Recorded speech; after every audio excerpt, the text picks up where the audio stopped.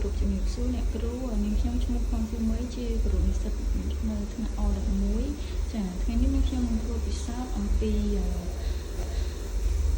អំបិលរលាយនៅក្នុងទឹកចាអញ្ចឹងយើងមានទឹកចំនួន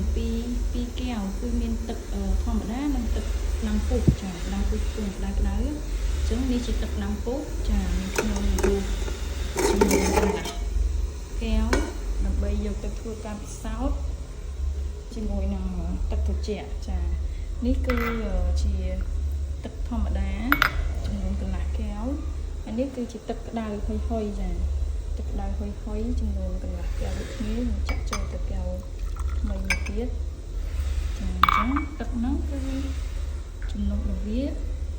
គឺស្មើគ្នាប៉ុន្តែមានទឹកធម្មតាហើយនិងទឹកក្តៅដាំពុះចាអញ្ចឹងខ្ញុំមានអំបិលកន្លះកូនចានប៉ុន្តែខ្ញុំមកប្រើបរិមាណអំបិលនេះតែ1ស្លាបព្រាទេនៅក្នុងទឹកកន្លះកែវអញ្ចឹងទឹកមាន2កែវខ្ញុំប្រើអំបិល1កែវគឺប្រើអំបិល1ស្លាបព្រាដើម្បីដាក់ចូលទៅក្នុងទឹកចាអញ្ចឹងនេះខ្ញុំនឹងកំណត់នីតិដើម្បីដឹងថាតើអំបិលរលាយក្នុងទឹកត្រជាក់និងទឹកធម្មតាមួយណាបានរលាយលឿនជាងចាឥឡូវនេះគឺម៉ោង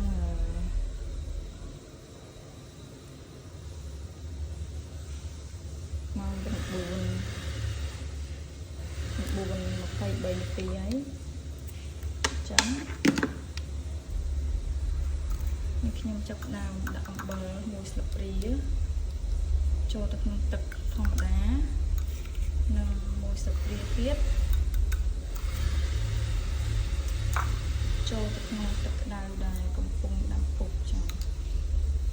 ញ្ចឹងយើងរងចាំមើលទាំងអស់គ្នាថាទឹកក្តៅនិងទឹកធម្មតាហ្នឹងតើអំបិលរលាយនៅក្នុងទឹក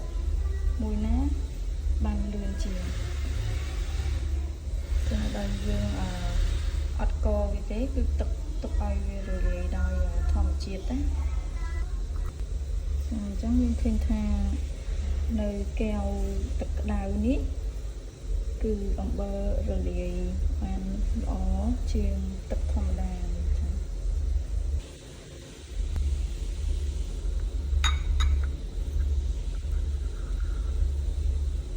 ចឹងយើងដាក់ទៅត្រឹមគ្នាមកដើម្បីងាយស្រួល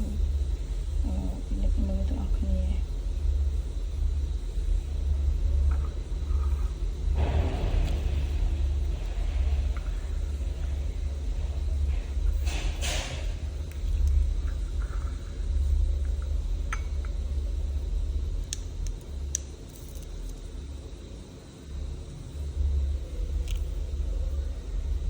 ចឹងបើតាម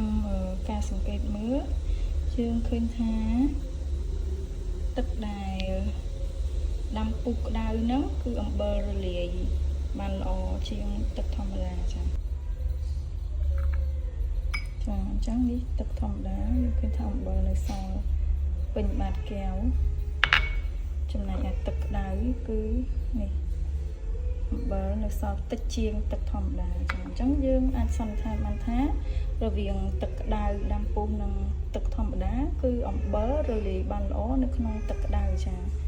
ញ្ចឹងវីដេអូពិសោធន៍របស់ខ្ញុំចាមានរយៈពេល6-8នាទីចាមិញយើងចាប់ផ្ដើម